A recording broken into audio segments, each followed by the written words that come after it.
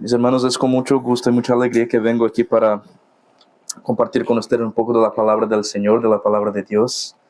Algunos que ya conozco, otros que estoy conociendo hoy, y es siempre un privilegio compartir del Señor con el pueblo de Dios, el pueblo de Cristo. Muy bien, hoy el pastor Zach, mientras contactaba a mí, yo estaba pensando en lo que hablar y hoy elegí un tema que es Cristo en el Antiguo Testamento. Y la razón por la cual voy a tratar de Jesucristo en el Antiguo Testamento es que muchas veces leemos la Biblia sin mucho provecho cuando leemos el Antiguo Testamento sin ver a Cristo. Y la verdad es que muchos creyentes tienen una dificultad tremenda, muy grande de leer el Antiguo Testamento. Pues, de hecho, lo que pasa es que empiezan a leer las genealogías, los sacrificios, las historias, y parece todo muy extraño, muy diferente, muy lejos de nosotros. Y quizás eso pasa, pues estamos leyendo de la manera que el Antiguo Testamento no debe ser leído, simplemente como una historia extraña a nosotros, distante, mas estamos leyendo sin leer a Cristo. Así que hoy voy a tratar básicamente de la persona de Cristo como la clave para leer el Antiguo Testamento. Y eso creo que van a ver muy rápido que no es algo que nosotros como creyentes, como cristianos del siglo XXI, importamos al Antiguo Testamento para poner relevancia, para poner algo de importante en el Antiguo Testamento, sino que es como la propia Biblia, la propia Escritura, la propia palabra de Dios fue diseñada por el Señor. Así que van a tener, esto va a ser una introducción más general de lo que planeé, no solamente para ahora, más para la próxima vez. Voy a tratar de dos textos bíblicos mayormente. Hoy Isaías 42, mañana Éxodo 12. Mas voy a utilizar esos textos ni tanto como una prédica, sí, como una prédica de una manera, mas como una manera de ilustrar principios bíblicos de cómo leer la Biblia en el Antiguo Testamento, específicamente viendo a Cristo, viendo a Jesucristo.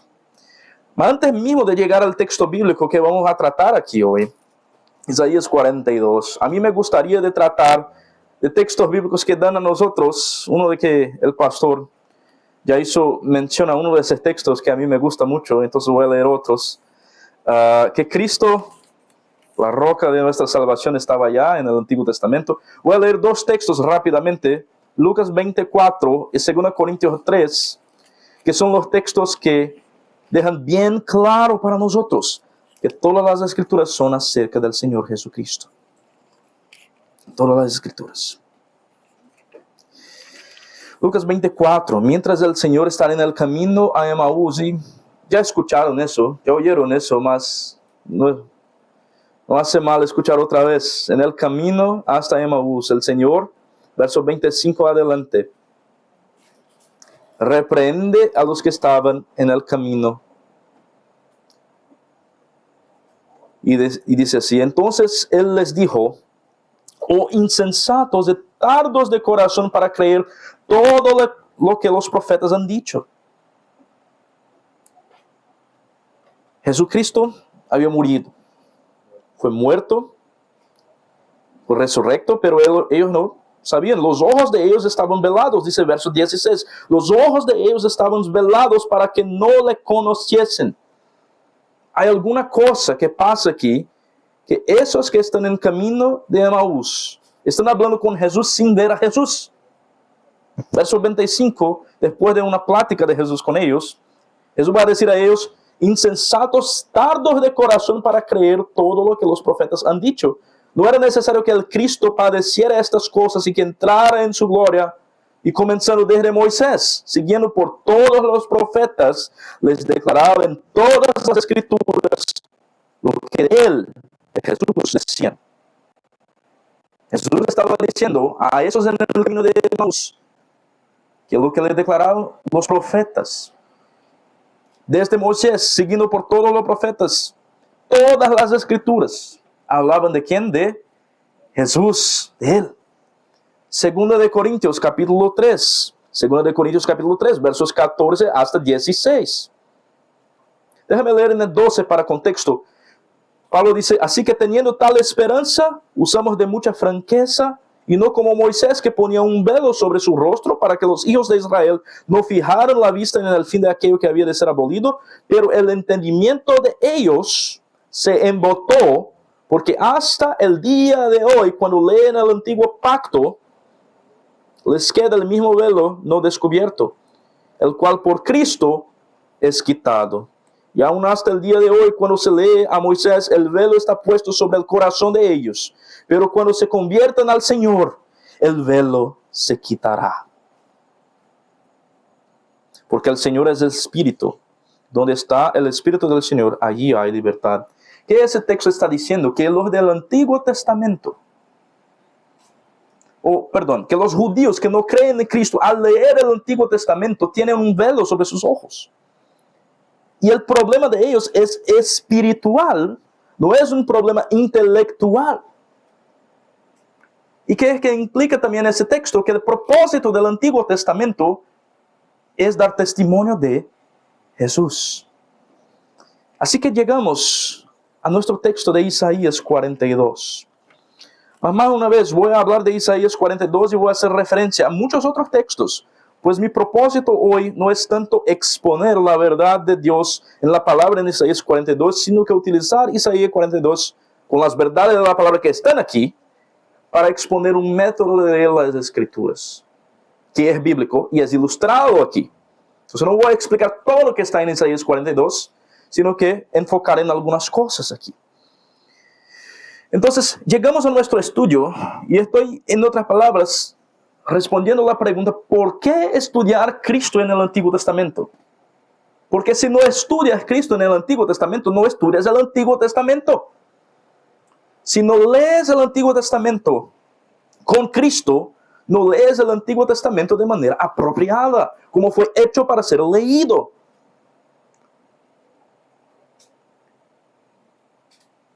Entonces llegamos a Isaías 42 y voy a hablar de algunas cosas que pasan en ese texto, versos 1 hasta 9 mayormente. Mas quiero que tengamos ya bien claro delante de nosotros que ver a Cristo en el Antiguo Testamento no es algo opcional. No puedes elegir si voy a ver a Cristo o si no voy a ver a Cristo en el Antiguo Testamento si quieres dar honor al propósito del Antiguo Testamento. El propio Cristo nos enseñó a leer así la Biblia. Así que si no estoy viendo a Cristo, hay algo que pasa, algo mal. Déjame poner así. Hoy es noviembre 26, ¿es correcto? 28. Y ahí no estoy con el tiempo del vuelo. 17 de diciembre va a ser 2 años. No 2 años, 3 años. 3 años. Bien, va a ser el aniversario de casamiento. Debería saber eso mejor. Mas se llegó en el día para conmemorar con mi esposa. Y hago muchas cosas. Y estoy preocupado en llevar ella para un restaurante y comer una buena comida. Y estoy preocupado en quizás tener un día confortable con ella y quizás limpiar la casa, hacer todo el trabajo, dejarla descansar. Mas si hago todas esas cosas externas y no estoy rememorando el hecho de que estamos celebrando, que estamos casados, mis hermanos, no va a pasar bien. Si en el medio del almuerzo en un restaurante más caro, más costoso, así mi esposa, muchas gracias mi amor por traer aquí hoy. Y yo doy a la idea a ella de que fue algo por acaso, que no fue por la fecha, va a salir muy bien para mí. Si comprendes todos los sacrificios del Antiguo Testamento, todas las profecías, todas las cosas exteriormente, sin entender que ellos hablan de Cristo, si memorizas Deuteronomio, si aprendes hebreo, mas no veas a Cristo, ¿qué provecho que tienes? Llegamos a Isaías 42, que es una de las canciones del siervo, llamadas de la canción del siervo, de las 4 que tienen en el libro de Isaías. Y esa canción presenta la identidad de ese siervo de Dios, ese siervo del Señor, de Jehová. Y presenta a Él como el perfecto mediador, como el Dios hombre, como el que establece el fundamento de nuestra salvación. Y aquí tenemos un buen ejemplo, pues quiero hablar hoy de la persona de Cristo mayormente. Voy a tener algunas otras cosas más la persona de Cristo.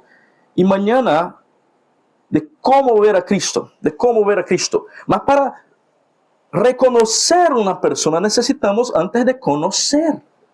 Parece obvio decir eso, ¿no es? Me parece obvio. Los discípulos cuando ellos estaban después, creo que es Juan 19, no me falla la memoria.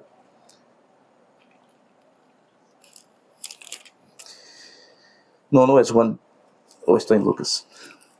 Juan 19, cuando los discípulos están en el barco y ven a Jesús, ellos reconocen a Jesús de lejos. Creo que estoy en el capítulo errado, más bien. Mas ellos solo reconocen a Jesús de lejos cuando están en el barco, pues antes ya estuvieron en el barco con Jesús. Hay algo para reconocer de Jesús después de conocerlo en su descripción aquí. Cuando vas, por ejemplo, quizás, imagínate que estás en el malecón en Puerto Vallarta y vas a encontrar una persona allá que no conoces aún. La persona te manda un mensaje: yo soy una persona alto, yo llevo una camisa roja, yo tengo barba, o está junto a la escultura del caballito de mar allá. Con la descripción puedes diferenciar esa persona de entre muchas otras personas en el medio de la multitud. Y es algo más o menos así que tenemos aquí una descripción muy clara de quién es Jesús. Llegamos a versos 1 y 2. He aquí mi siervo, yo le sostendré. Déjame leer versos 1 al 9. He aquí mi siervo, yo le sostendré, mi escogido en quien mi alma tiene contentamiento. He puesto sobre él mi espíritu, él traerá justicia a las naciones. No gritará, ni alzará su voz, ni la hará oír en las calles, no quebrará la caña cascada, ni apagará el pabilo que humeare. Por medio de la verdad le traerá justicia, no se cansará ni desmayará hasta que establezca en la tierra justicia. Y las costas esperarán su ley. Así dice Jehová Dios, creador de los cielos, y el que los despliega, el que extiende la tierra a sus productos, el que da aliento al pueblo que mora sobre ella, y espíritu a los que por ella andan. Yo, Jehová, te he llamado en justicia, y te sostendré por la mano, y te guardaré, y te pondré por pacto al pueblo, por luz de las naciones, para que abras los ojos de los ciegos, para que saques de la cárcel a los presos, y de casa de prisión a los que moran en tinieblas. Yo, Jehová, este es mi nombre, y a otro no daré mi gloria, ni mi alabanza a esculturas. Y aquí se cumplieron las cosas primeras, y yo anuncio cosas nuevas antes que salgan a luz. Yo os las haré notorias. Tenemos aquí la persona del Señor Jesús. Qué texto maravilloso. He aquí mi siervo, uno de los títulos de Jesús. Una de las maneras, mis hermanos, que van a aprender a leer las Escrituras y ver que Cristo está en el Antiguo Testamento es por medio de los títulos, de los nombres de Jesús. El texto más famoso, Isaías 9, más conocido, habla del Señor Jesús con algunos títulos. Déjame decir eso rápidamente aquí para ilustrar con Isaías 9. La palabra de Dios, hablando del Mesías que viene. Verso 6, un niño nos es nacido, hijo nos es dado, el principado sobre su hombro, se llamará su nombre admirable, consejero, Dios fuerte, Padre eterno, príncipe de paz. Cantamos de alguno de esos títulos hoy, ¿no cantamos? Los títulos, las descripciones de una persona te dan características para hallar esa persona. Uno de esos títulos es el título de siervo. El título de siervo, no tengo tiempo de hablar de todos los títulos de la Escritura que hablan de Cristo, mas cantamos de ellos tan frecuentemente, quizás sin tener la concepción, la profundidad de la descripción que esos títulos traen para nosotros. Siervo. Piensas en la palabra siervo que vienen a nuestra mente en un primer momento. La idea de servitud, la idea quizá de un esclavo, la idea quizá de una regla social que pone uno sobre otro. Pero esa no es la idea del texto. Cuando estudias la palabra siervo en el Antiguo Testamento, y aquí va quizás una sugerencia, cuando ves títulos de Jesús, busca en la Biblia donde aparecen esos nombres, esas descripciones para comprender mejor cómo ver a Jesús en el Antiguo Testamento. La palabra siervo, cuando es utilizada, a menudo describe no una posición de inferioridad, sino una posición de honor. Ve la descripción de siervo en el Antiguo Testamento. Frecuentemente, a menudo, ¿quién es llamado de siervo en el Antiguo Testamento? Los profetas. No solamente los profetas, pero también sacerdotes. Y hay una descripción en esa palabra siervo, cuando es utilizado como siervo de Dios o siervo del Señor, o eso es comprendido en el contexto, que pone ese siervo en una posición de honor. Es una posición de proximidad con Dios, de estar cerca de Dios. De hecho, Pablo, cuando llega al Nuevo Testamento y empieza las cartas de Pablo allá, muchas veces va a describir a sí mismo como doulos Jesus Christus, siervo de Jesucristo. Siervo de Jesucristo. Y eso es una manera de él decir con alegría, con gozo. Esa es una manera de decir que él es el siervo del Dios Altísimo. No es de ponerse abajo, sino una descripción de hecho de honor. Y hay una relación de proximidad de Dios el Padre con Dios el Hijo, aquí describida de manera muy particular. Ese siervo del Señor, es lo que leemos, que se dice, yo le sostendré, lo sostendré. El Padre dice acerca de ese siervo. Déjame decir algo acerca del siervo antes de ir en lo sostendré. Algo interesante también que pasa con la palabra siervo, que también es importante para tenernos en cuenta mientras leemos la Biblia en el Antiguo Testamento. La palabra siervo debo decir quizás el Evangelio de Isaías, el libro de Isaías, a mí me gusta llamar del Evangelio de Isaías. La palabra siervo tiene como que un uso de tres maneras diferentes. Yo sé que parece un poco técnico ahora decir eso, pero tengan paciencia. Hay tres maneras que siervo es utilizado en el libro de Isaías. Y eso es importante para nosotros, pues Isaías como un profeta utiliza frecuentemente, a menudo, lenguaje profética, que tiene una característica, muchas veces lenguaje profética en el Antiguo Testamento es intencionalmente ambigua. Dice una cosa para revelar otra cosa que no es tan inmediato, mas que deja a nosotros como que con una expectativa de saber lo que es, mas nos dice todo. Siervo en el libro de Isaías, estás leyendo tu Biblia, hermano o hermana, y quieres comprender lo que está pasando en Isaías, vas a ver que a veces habla de la nación de Israel como un todo. Hay características específicas de las naciones. A veces la palabra siervo en Isaías también está hablando del remanescente de un grupo dentro de la nación que es fiel. Mas a veces está hablando de una persona solamente, una persona ideal, que es el caso en el libro de Isaías. ¿Por qué todo eso? ¿Por qué toda esa clase de teología, de hermenéutica, de todo eso? Porque, mis hermanos, eso no pasa solamente en Isaías. Cuando ves el siervo aquí en ese caso, el siervo con una descripción ideal, con características que solamente una persona perfecta puede tener, está cierto, es Cristo. Eso va a pasar en los Salmos. Muchas veces estás leyendo tu Biblia en los Salmos. ¿Es eso David?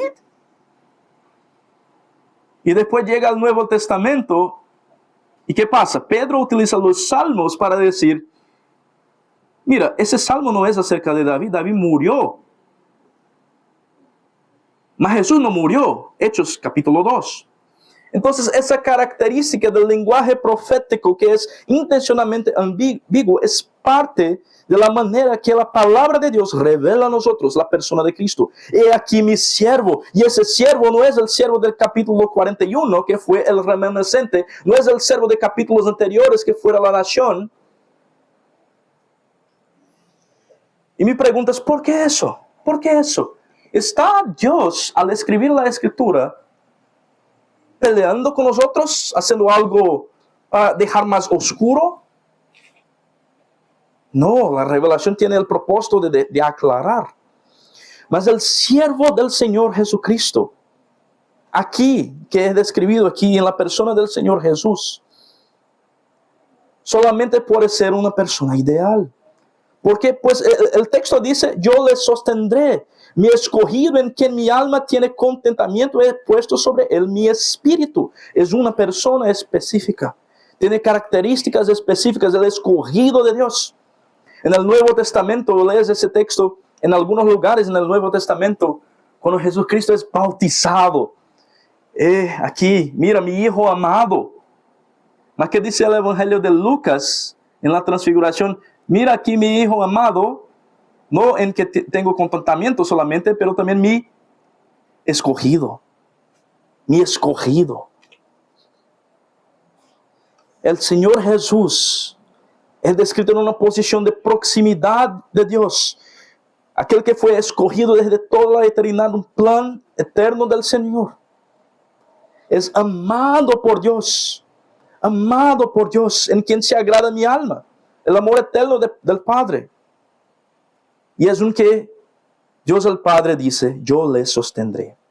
Como Moisés estaba allá también, Israel en batalla, Aarón y otro hermano sosteniendo los brazos de Moisés, así el Señor está también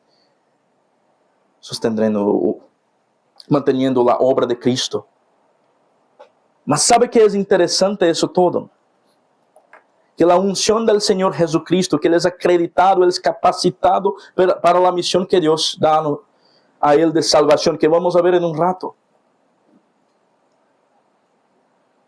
Es exactamente pues el Señor Jesucristo es quien Él es, que podemos tener esperanza en la obra de salvación, tener lo que es de Cristo para nosotros. Tener en Cristo Jesús el soporte de Dios. Somos llamados escogidos, amados de Dios en el Evangelio, pues Cristo, el escogido de Dios, hizo su obra.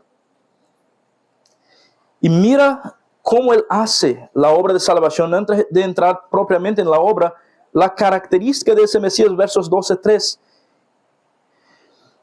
Parte de uno ya dice que Él traerá justicia a las naciones, voy a hablar de eso en un rato, mas dice así también, no gritará, ni alzará su voz, ni la hará oír en las calles, no quebrará la caña cascada, ni el pabilo que humera. El pabilo. Ese siervo de Dios, Él es gentil, es determinado. Al mismo tiempo es uno que tiene amor y compasión, mas al mismo tiempo es uno que es fuerte y es firme. Y no ha de se cansar ni desmayar. Mis hermanos, ese ministerio del Señor Jesús está en contra de lo que muchos de los judíos esperaban en el Nuevo Testamento. Muchos esperaban un liderazgo fuerte, con dominancia, más con un tipo de fuerza que no era esa fuerza del Mesías. Mas aquí está uno que tenía una fuerza gentil. El ministerio de Jesús es silencioso, Él no gritará ni alzará su voz, ni la hará oír en las calles. Cuando lees el Nuevo Testamento, ¿no te espantas un poco cuando ves Jesús haciendo curas, milagros y diciendo así, mira, no debes hablar y decir de eso a nadie.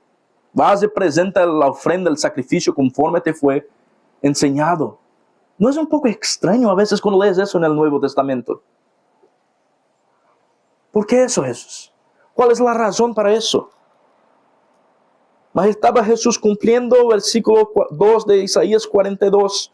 El tipo de fama que Jesús buscaba no era de un fan club, no era una adoración superficial. Él necesitaba cumplir la obra de la cruz para tener adoradores que adoraban no en fama, no en superficialidad, pero sino en espíritu y en verdad. El Señor Jesús no buscaba el tipo de cosas, las cosas que nosotros buscamos, mas tenía una misericordia tierna. Mira qué imagen bello y hermoso. Y aquí me es necesario explicar lo que significa lo que pasa en verso 1 y después en verso 4, cuando dice que Él establecerá justicia, que establezca en la tierra justicia, que las costas esperaban su ley. Cuando escuchamos la palabra justicia, ¿qué piensas? ¿Qué viene a tu mente ahora? ¿Un juez? ¿Quizás un abogado? ¿Quizás un caso de ley siendo juzgado? Pero la palabra justicia, de manera que es utilizada aquí en el texto, dice que Él traerá justicia, establecer justicia. No es solamente el aspecto legal de proclamar a alguien culpable o inocente, pero de causar la realidad de la propia justicia.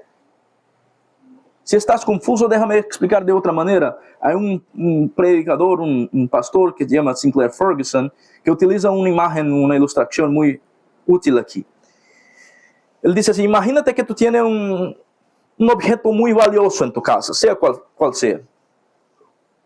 Y mientras estás aquí en el retiro, alguien está en tu casa robándote ese objeto. Y cuando regresas a tu casa, la policía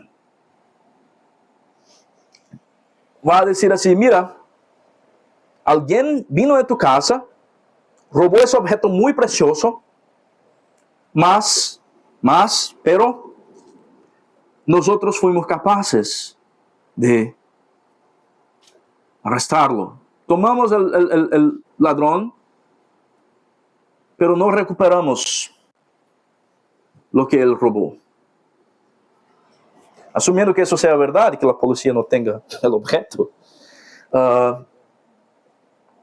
¿Qué es que pasa? El máximo que la justicia humana puede hacer en ese caso es declarar a alguien culpable o inocente.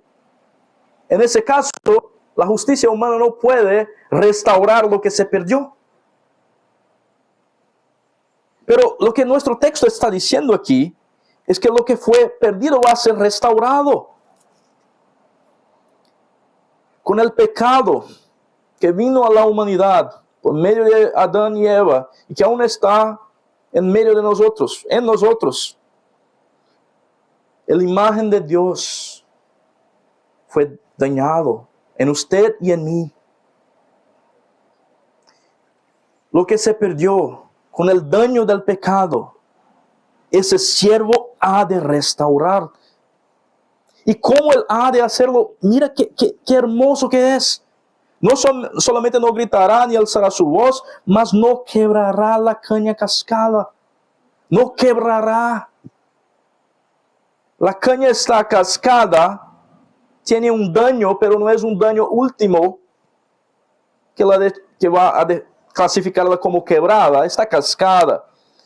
El pábilo humea, mas aún no está completamente sin fuego, sin luz. Hay un daño. Mis hermanos, mis hermanas, somos personas que vivimos en un mundo que está, de hecho, ese mundo es un mundo caído. Tenemos, de hecho, muchas cosas rotas, malas.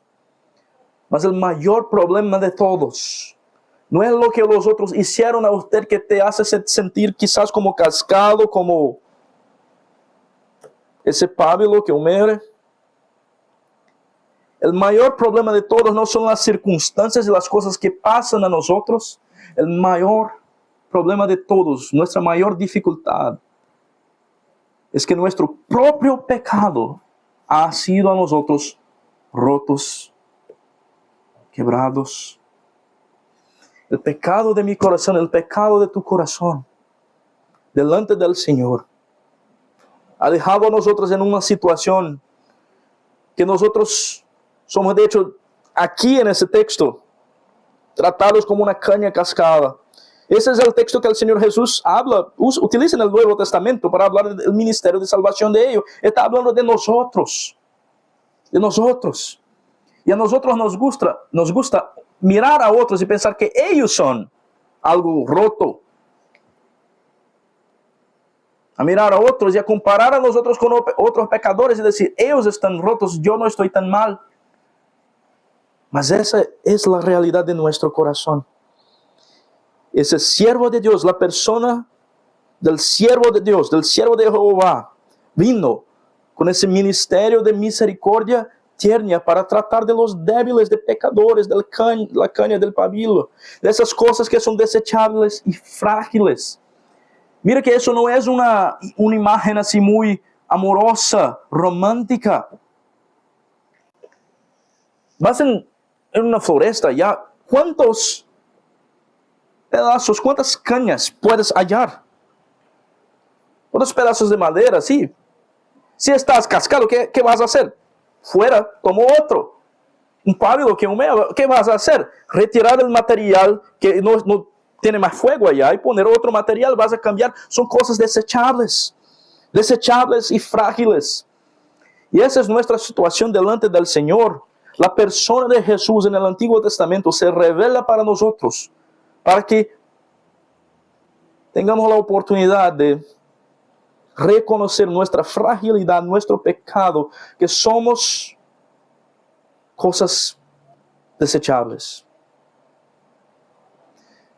Estamos muy acostumbrados, a veces no en buenas iglesias, pero muchas veces el mundo está acostumbrado en muchas prédicas que te dicen que Dios te ama mucho, pues tú eres muy bello y hermoso. Pues hay muchas cosas amables en usted. No es lo que Isaías 42 dice. No hay cosas amables en usted, no hay cosas amables en mí. Y es eso que es sorprendente. No que somos aquí tratados como esa caña cascada o ese pabilo que humearé, mas lo que es sorprendente es que el Señor Jesús, a pesar de nosotros, no ha de quebrar, no ha de apagar lo que es desechable. Lo que es sorprendente es que el Señor Jesús ama a cosas desechables como yo. Y lo que es más sorprendente y maravilloso para nosotros al ver la persona de Jesús en el Antiguo Testamento es el contraste entre lo que yo soy en verso 3 y lo que Él es en verso 4. No se cansará ni desmayará. Perdemos un poco en la traducción, mas déjame traducir así. No se quebrará, ni se apagará. Pues es la misma palabra del verso 3 en hebreo que viene en el verso 4. El contraste entre lo que yo soy en mi pecado y lo que Él es en su perfección. Yo estoy quebrado, Él no se quebrará. Yo estoy desanimado, Él no desmayará. Hasta que establezca en la tierra justicia, el ministerio del Señor de restauración, de cambiar tu pecado, de cambiar tu pecador en santo, de cambiar tú en un hijo de Dios. En su ministerio Él no cansará ni desmayará hasta que establezca en la tierra justicia y las costas esperan su ley. A una promesa del Señor de establecer justicia. De establecer justicia a la persona del Señor Jesucristo como el mediador, el que queda en el medio entre el hombre y Dios. El que va a restaurar nuestra identidad por la identidad perfecta de Él es aquí, descrita a nosotros. Ese Salvador determinado. Y acuérdate que en la cruz, en el Nuevo Testamento, ¿qué es que pasa? El Señor Jesús, vez tras vez, habla a sus discípulos y que él dice, voy a morir, si preparen. Comprendes que en el último lugar, al final de cuentas, Jesús no podría quedar en la cruz porque otros prendieron a Él allá. Él fue a la cruz. Él fue a la cruz. Una resolución absoluta. No desanimó últimamente, aunque sí, con sudor de sangre, oró al Padre. Mas fue allá y no falló donde yo fallé. Y ese siervo está autenticado por Jehová Dios. Él es el creador de los cielos. Jehová Dios, que dice en verso 5, el que extiende la tierra sus productos, que mora sobre ella, yo Jehová te he llamado en justicia. Es el propio Padre que está autenticando esa obra del Hijo de salvación. Está bajo la autoridad del Creador.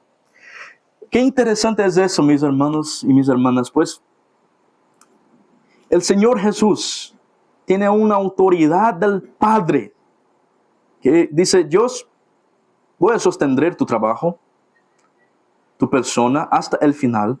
Y esa es la misma autoridad que en Mateo 28, cuando el Señor Jesús va a dar a nosotros lo que llamamos de la Gran Comisión.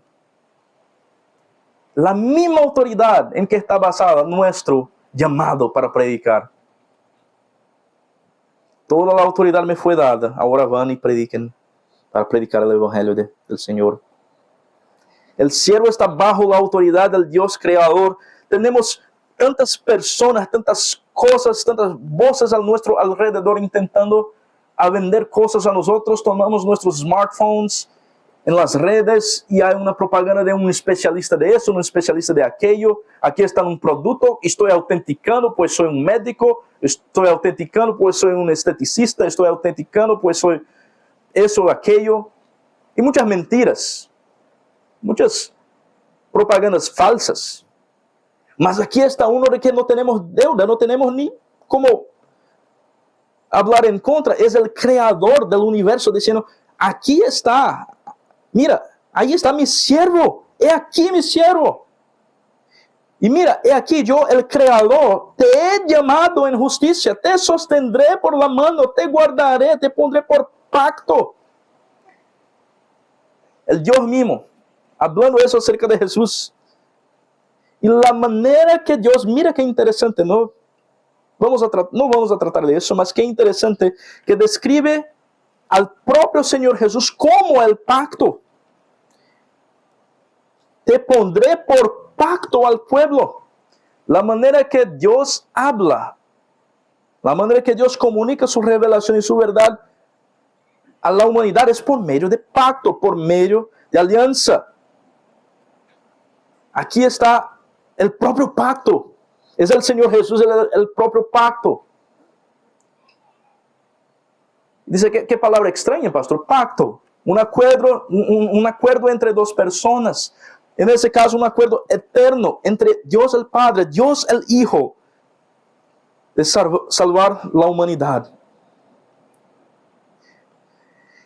Y aquí está el trabajo del Mesías, del ungido de Dios. ¿Sabes lo que es el ungido de Dios, el Mesías? Utilizamos esa palabra muchas veces. Jesús, Cristo, que es Cristo, la misma cosa que Mesías.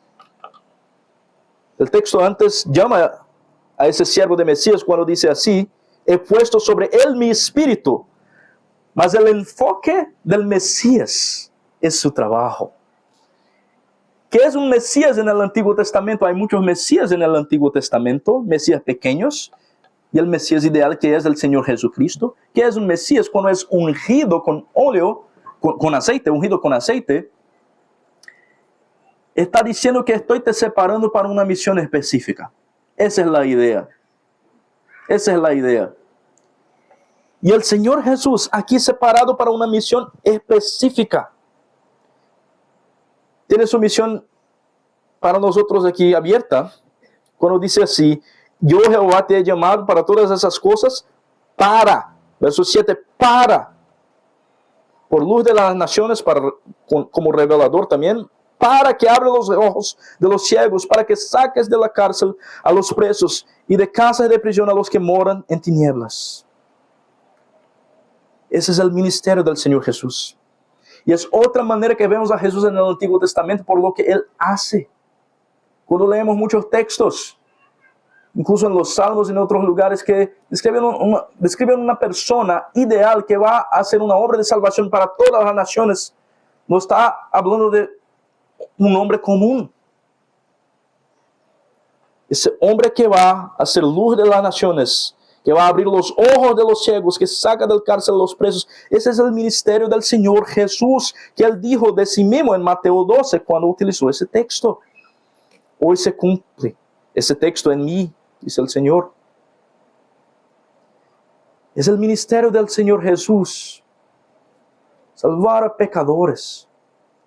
Y ese es el gozo del Padre, la alegría del Padre, cuando dice que en mi alma tiene contentamiento. En ese texto, aquí deja más claro para nosotros especialmente que la alegría del Padre es ver a pecadores salvos.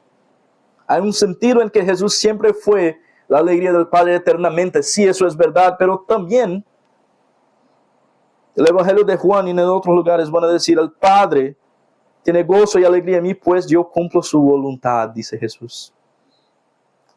Y aquí está el libertador que da vista espiritual, libertad espiritual, el siervo que rompe cadenas que no podíamos escapar por esfuerzo humano, para dejar muy claro que la salvación es por gracia y del Señor. Entonces, si necesitas de libertación de tu pecado, la esclavitud del pecado, ¿dónde vas? ¿Dónde vas si no a ese Señor Jesucristo? Si no a ese Salvador. Y eso tiene garantía divina. Garantía divina. Interesante que versos 8 y 9, yo Jehová, este es mi nombre, y a otro no daré mi gloria, ni mi alabanza a esculturas. Después va a decir que se cumplieron esas cosas antes que se cumpla el anuncio. Más interesante que Jehová está diciendo en verso 8 que no comparte su gloria ni alabanza, mas aún así las cosas que están siendo descritas acerca de ese siervo en versos 5 hasta 7 son obras divinas. Son obras divinas. El Dios que no comparte gloria llamó a un siervo que hace obras que son divinas, que son particulares de Dios. ¿Cuál es la conclusión? Él es Dios. Él es Dios. Y ese es el Salvador que necesitamos, que tiene la compasión y el amor, pero también la fuerza necesaria para salvar, que es hombre y que es Dios, que es mediador en medio de nosotros. Así que no tengo cómo desarrollar todo lo que hay aquí en el texto, mas a mí me gustaría quizás de traer algunas maneras de leer la Biblia que aprendimos de Isaías 42. Cuando lees el Antiguo Testamento buscando la persona de Cristo, primero tiene que saber quién Él es. No vas a reconocer quien no conoces. Es obvio, pero necesita decirse. Así que necesitas a buscar lo que es específico de Cristo. Vas a leer el Antiguo Testamento en busca de Cristo, pues Él habla de Cristo. Sigue esa hermenéutica de Jesús que interpretó toda la Escritura refiriéndola a Él mismo, mas busca esas características, esas descripciones específicas que solamente Cristo puede cumplir. Usa el Nuevo Testamento como tu guía siempre, viendo en el Nuevo Testamento las cosas que son más obvias. Tiene cosas que no son obvias, mas tiene cosas que son obvias. Mira los títulos del Señor Jesús, pues dan características específicas de quién Él es. Esos títulos, esos nombres, esas descripciones específicas del Señor Jesús. Mira a lo que no hablamos, mas que vamos a tener la oportunidad de tratar de eso después. Hablamos en principio, pero no con el nombre. Cuando estoy diciendo, mira a las cosas específicas que Jesús hace, estoy diciendo también que Jesús tiene características específicas que nuestros símbolos de fe tratan como llamando a Él de profeta, sacerdote y rey. Y ya vimos esas cosas sin el nombre. Si vemos al texto, ¿cuál es el oficio de profeta que hay aquí? De traer, de hecho, luz a las naciones, de traer por luz de las naciones. Como rey ha de efectuar justicia. Como sacerdote, ha de tratar de nuestras heridas y restaurarnos en nuestras necesidades. Hay cosas específicas de la persona de Jesús. Y si solamente leemos el texto del Antiguo Testamento, de Génesis hasta el final de las Escrituras, con un ojo para eso, vamos a ver que el Señor Jesús está por doquier, sin ponerlo donde no está, mas viendo de hecho cómo está. La primera cosa que necesitamos es conocer a la persona de Cristo. Si conocemos ese siervo de Dios, si conocemos ese Jesucristo que es Dios hombre, ese Jesucristo que es profeta, sacerdote, rey y que tiene obras específicas, ese Jesucristo que es en favor de pecadores, vamos a tener capacidad de ver a Él de manera más específica. Y hay métodos que la propia Escritura enseña a nosotros. Vamos a tratar de esos métodos después. Pero déjame decir rápidamente. A menudo las Escrituras van a tratar de Jesús en el Antiguo Testamento de unas 4 o 5 maneras, depende de cómo clasifica. En profecías predictivas, va a venir un Jesús, un niño nació, va a venir esa persona, ese evento. Por medio de los títulos, de los nombres que ya tratamos aquí, por medio de lo que llamamos de tipología, que es una profecía por imagen. Vamos a tratar de eso mañana.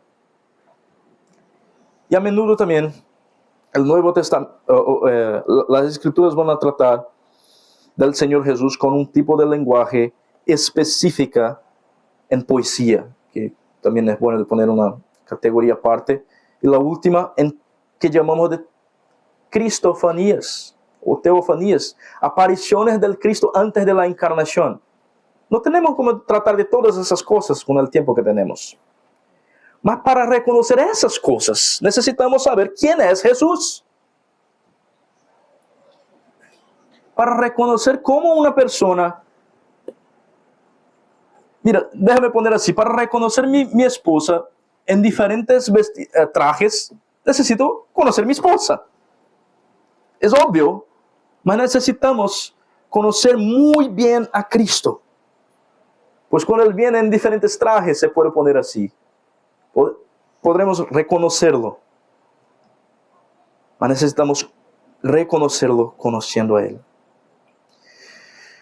Muy bien, mis hermanos, a mí me gustaría dejar un poco de tiempo para discusión. Yo sé, tengo algunas preguntas de discusión. Así que a mí me gustaría, no sé si debo abrir como que para un taller para preguntas públicas o se van a dividir en grupos. ¿Grupos? Van a dividir en grupos. Déjame orar rápidamente. Hay muchas cosas que yo sé que ustedes ya saben, ya escucharon tantas y tantas veces.